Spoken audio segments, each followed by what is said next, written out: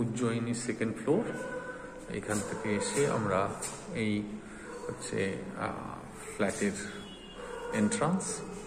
এন্ট্রান্সের মুখটায় dining স্পেসটার description, কত size সবই ওখানে দেওয়া আছে।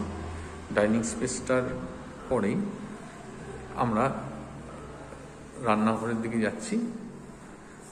রান্নাঘরে এই হচ্ছে রান্নাঘরে একটা কল এবং সমস্ত ব্যবস্থাগুলো আছে। এখানে একটা এক্সট্রা স্পেস আছে যেখানে তাক করে নিলে সমস্ত জিনিসপত্র রাখা যাবে, ইউটিলিটি স্পেস। এবং এর পাশেই হচ্ছে একটা ফ্রিজ কিংবা ওয়াশিং মেশিন রাখার জায়গা। এটা হচ্ছে বেডরুম নাম্বার 1। বেডরুম 1-এর কি সাইজ সেটাও নিচের ডেসক্রিপশনে দেওয়া আছে। এখানে আবার দুটো জায়গা আছে যেটা ইউটিলিটি স্পেসের মতন, এখানে তাক করে নিলে অনেক জিনিসপত্র রাখা সম্ভব। এইখানে হচ্ছে এদিকটাও একই জিনিস আছে, এখানেও করে নেওয়া সম্ভব। এখান থেকে ডাইনিং স্পেসটা দেখা যাচ্ছে এবং এটা হচ্ছে আমাদের অ্যাটাচ বাথটা। সেখানে কিন্তু সব ব্যবস্থাই আছে আর কি।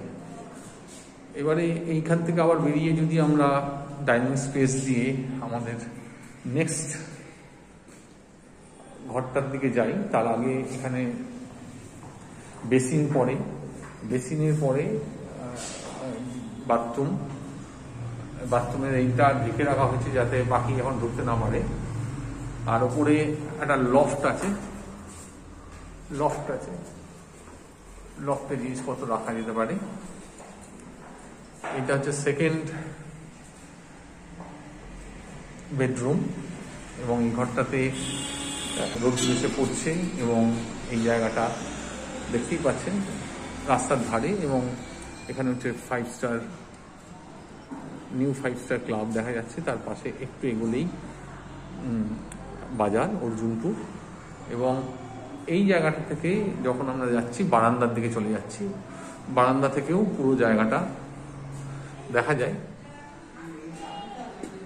এবং এই বারান্দার জায়গা থেকে আপনি দেখতে পাচ্ছেন এখান দিয়ে রাস্তা চলে গেছে এবং রাস্তার পাশে লোকের আনাগোনা। এই হচ্ছে টোটাল ফ্ল্যাট।